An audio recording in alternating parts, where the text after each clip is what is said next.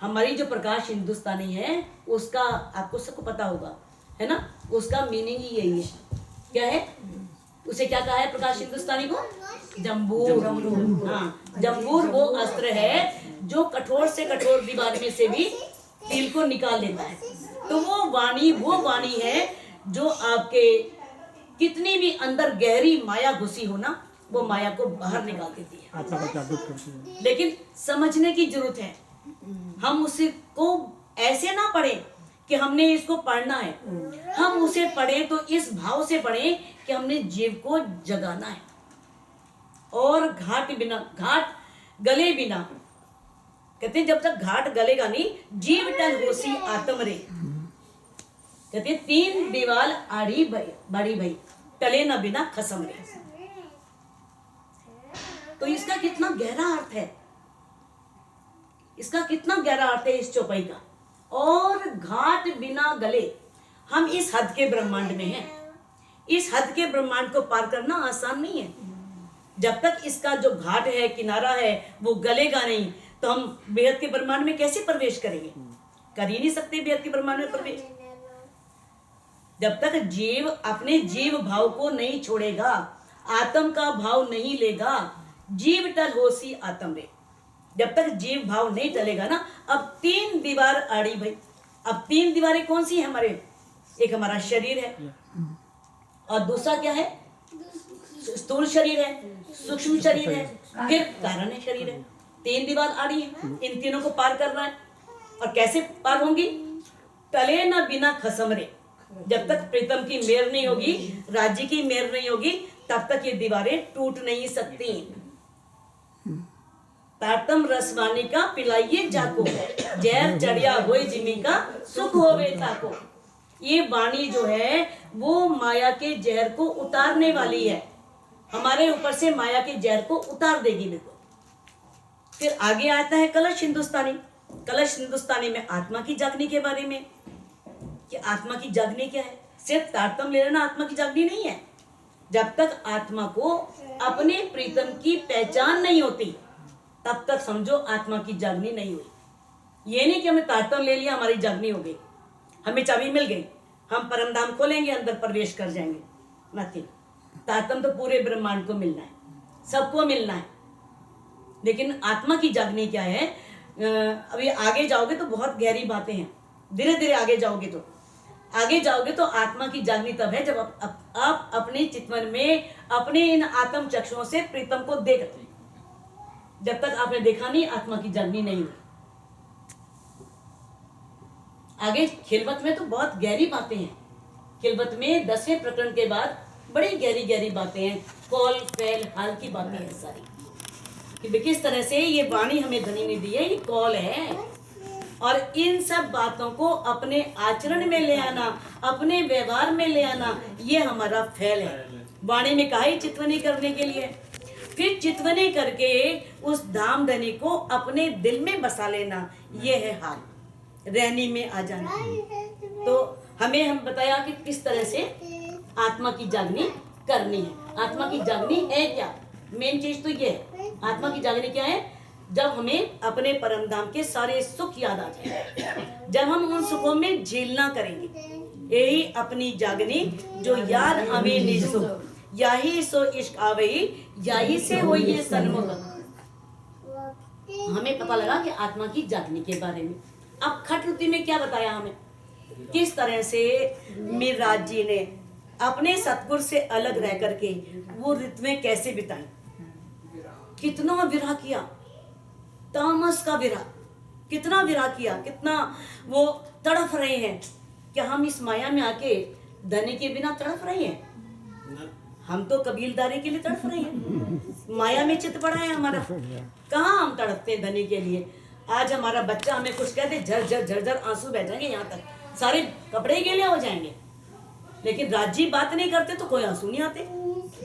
वो हमारी आत्मा के प्रीतम है, तो वो हमसे बात नहीं कर रहे, हमसे खफा है, हमसे नाराज है, हमें कोई परवाह नहीं है। तो होंगे, हम राज्य की अंगना है, दावा है राज्य की अंगना है, और उनका बस नहीं कि वो एक भी कम लेके जाएं, 12,000 लेके जाएंगे, 11,999 भी ले जा नहीं सकते।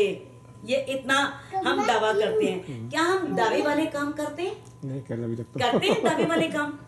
कभी नहीं करते, है ना। दावा तो इंद्रावती जी ले सकती हैं, जिन्होंने कितने हक से सिंधी में कितनी उससे पुकारा है कि मैंने धनी को अपने दिल में तोता बना के रखा है, और मैं अंगूर खिलाती हूँ, मीठे मीठे अंगूर, और मैं भी तुम्हें कला सिखा रही हूँ, तुम भी मुझसे कला सीख लो और तुम भी राज्य को अपने वश में कर लो। सब सिखाया है वाणी में, कुछ नहीं छिपा।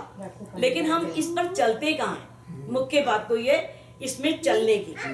अब जो ये अब तक किताबी किरंतन है, किरंतन में हमें सारा उसका ज्ञान दिया, पूरे ब्रह्मांड का, यानी किरंतन पूरी वाणी का सार है। उसमें आपको हर बात मिल जाएगी।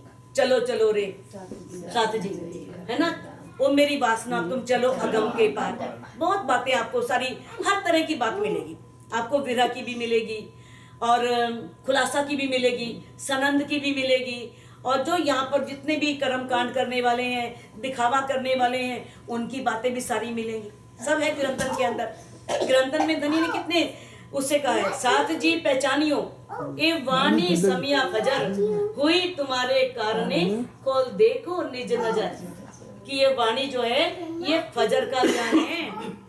अब तक रात थी इस ब्रह्मांड में, जैसी ये वाणी आई तो दिन हो गया। अब जो ये पहले वाणी आ रही है किरंतन तक, ये क्या है? ये किरंतन है, खुलासा है, सनंद है, ये सब क्या है? ये फजर का ज्ञान है। और जो खिलवत है, परिक्रमा है, सागर है, श्रृंगार है, ये निज बुद्धि का ज्ञान है। ये हमें परम धाम पहुंचाने वाली किताबें हैं, हमें हक का दीदार कराने वाली किताबें हैं। अगर इन्हें हम दिल में उतारते हैं तो, अगर हमारे अंदर कुछ दर्द आता है तो ये हमें वहां पहुंचाने वाली है। अब देखो खिलवत है, खिलवत आप जानते हो, आपको पता है खिलवत किसे कहा है? मूल मिलावा, मूल मिलावा, जहाँ राजी, श्यामा जी और सब सखियां बैठी हैं। और खिलवत शब्द जो है वो अरबी भाषा के खलवत से बना है, उसका अर्थ है एकांत स्थान। तो यानी कि मूल मिलावा ही खिलवत नहीं है। हम परम धाम में किसी भी जगह हैं, राजी हमारे साथ है तो खिलवत है, वो खिलवत है। अब राजी इस ब्रह्मांड में आए हैं तो राजी ने हमारे दिल को खिलवत बनाया है, क्योंकि वो हमारे दिल में आके बैठ गए, वो हमारे दिल में आके विराजमान हो गए। तो उन्होंने हमें, हमारे दिल को क्या बनाया? खिलवत। अब जो मैं छठा प्रकरण जो मुझे मेरी दीदी ने कहा है, तो छठे प्रकरण में क्या आ रहा है? मंगलाचरण, पंच रोशनी का मंगलाचरण।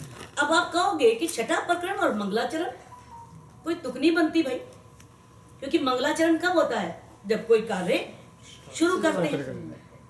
हम कोई भी कार्य करते हैं, पहले वंदना करते हैं, स्तुति करते हैं, फिर ही हम कार्य प्रारंभ करते हैं, है ना। तो खिलवत शुरू हुई तो पहले मंगलाचरण आना चाहिए था, नहीं, क्योंकि 5 प्रकरण तक खिलवत में हम आए ही नहीं, हमने प्रवेश ही नहीं किया। हमें धनी ने बताया कि किस तरह से हमें अहंकार को त्यागना है। 5 प्रकरण ने बताया मैं खुदी को पूर्ण रूप से त्यागना है। जब तक हम मैं खुदी को पूर्ण रूप से नहीं त्यागते, हम खिलवत में प्रवेश कर ही नहीं सकते, हमारी खिलवत में हाजिरी लगेगी ही नहीं, हम खिलवत में पहुंच ही नहीं सकते। अब यहाँ पर आता है मंगलाचरण, पंच रोशनी का। पंच रोशनी का मतलब क्या है? रोशनी का अर्थ होता है प्रकाश करना, उजाला कर देना, और पंच का मतलब क्या है? महामती जी के अंदर जो 5 शक्तियां थी, उन 5 शक्तियों ने विराजमान होकर के पूरे खिलवत पर प्रकाश डाला कि खिलवत है क्या वास्तव में। क्योंकि परम धाम में हम राज्य के साथ रहते थे, इश्क तो बहुत था। राज्य ने हमें कहा वो सामने अक्षरधाम है, हम भी देख रहे हैं अक्षरधाम, हम राज्य की उंगली देख रहे हैं, कितनी सुंदर उंगली है, क्या सौंदर्य है, कितनी नाजुक है, कितनी नरम है, कितनी उज्जवल है, क्या लालिमा लिए हुए है। हम उस उंगली में डूबे हुए हैं, हमने अक्षरधाम को नहीं देखा, हमें अक्षर के बारे में नहीं पता, कोई सुध नहीं, बिल्कुल सुध नहीं। अब देखो जो राज्य के दिल की गुज बातें थी, अब राजी के दिल में आया ये भी मैं गलत कर रहा हूँ भाई, ये मेरी अंगनाएं हैं, ब्रह्मात्माएं हैं, इनको पूरा अधिकार है मेरी पूरी जानकारी लेने का। लेकिन परम धाम में मैं इनको पूरी जानकारी कैसे दूं? परम धाम में तो पूरी जानकारी दे ही नहीं सकते, क्योंकि वह वाहिदत है, एक दिल ही है। जुदा करेंगे तभी तो पता लगेगा, तभी तो पता लगेगा कि वास्तव में वाहिदत का इष्ट है क्या।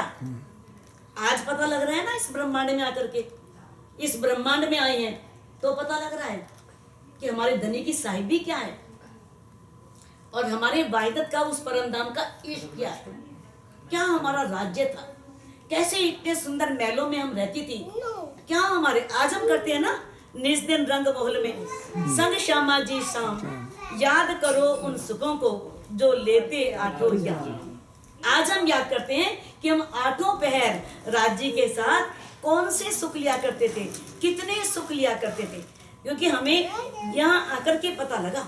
वहां तो लगता था कुछ नहीं, राज्य को कुछ जाना ही नहीं, कुंज वन निकुंज वन में घूम रहे हैं, राज्य के ऊपर गिर गई सभी 12 की 12,000, बताओ सारी राज्य के ऊपर गिर गई। राज्य कहते हैं कमाल है, इनको तो कुछ पता ही नहीं है मेरा भाई, इनको अब कुछ तो बताना पड़ेगा ना।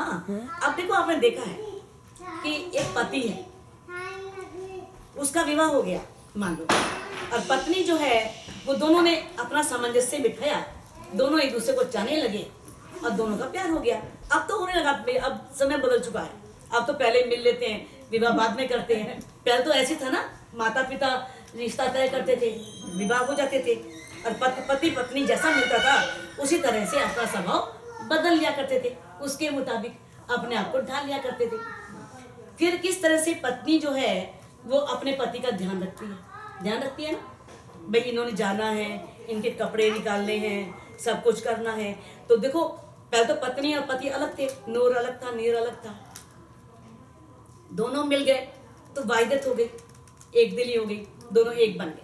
उसके अवगुण भी स्वीकार करने पड़ेंगे पत्नी के, पत्नी को पति के अवगुण भी स्वीकार करने पड़ेंगे, गुण भी स्वीकार करने पड़ेंगे, सब यानी कि एक ही, दोनों को समझना पड़ेगा, एक समझ बनानी पड़ेगी, तो वाहिदत में आए ना। फिर किस तरह से अब नूर नीर खीर दधी